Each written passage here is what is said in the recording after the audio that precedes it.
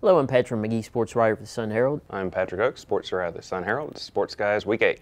We're talking about all the big games Friday night. I'll be talking about Biloxi, Ocean Springs, and Pass Christian, East Central. And I'll talk about George County and D'Iberville, and then the big one for us, our game of the week, St. Martin hosting Harrison Central, one of the hotter teams on the coast right now.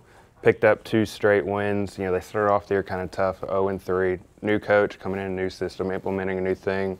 Going from really a run-heavy offense to what Casey Kane wanted to do is spread things out. He's got the athletes to do it. Maybe the kids weren't quite ready. Through the first 3 games, they turned the ball over 12 times. You can't do that and win. We know that. Now they've kind of hit their stride. Instead of having Tavis Williams, who's their quarterback, really athletic kid, tall kid, strong arm, instead of having him throw the ball 25 times like they did the first couple weeks, now he's more around 7 or 10, hovering around there, but he's running a little bit more. So with that kind of sliding scale, you've seen some more success from them. They've got, I think, 3 running backs that have run for more than 200 yards. They've had some success. Now, in saying that, they're going to face the toughest competition of the year on Friday at St. Martin, who, after kind of getting a wake-up call against Gulfport, rebounded and beat Hancock, I believe, 63-20. So, Eddie Wayne Whitehead said, they weren't going out trying to score X amount of points, just kind of how the game turned out.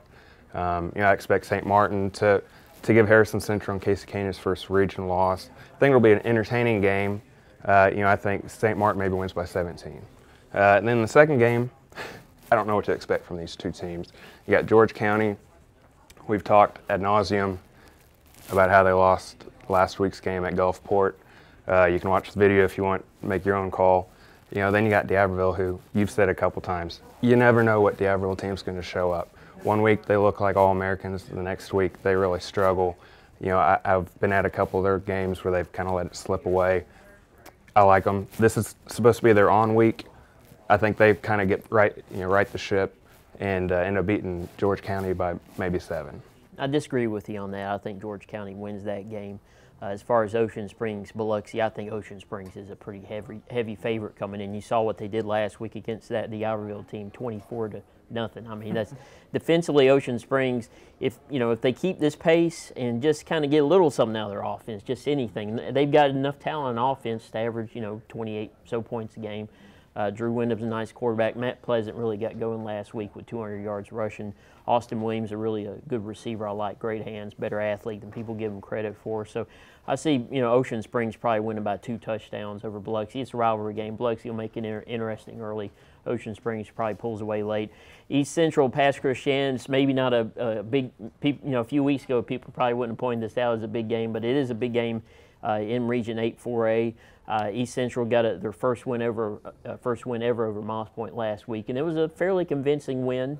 East Central really grinding it down, really ran time off the clock, wore down the Moss Point defense. And I think you'll see a little bit more of that against Pass Christian. Pass Christian's maybe a little bit better defensively in Moss Point.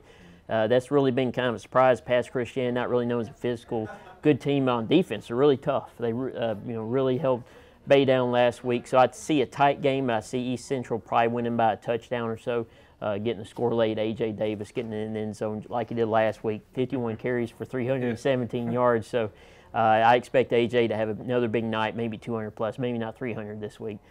We appreciate you watching this week, and we'll see you at the games Friday night.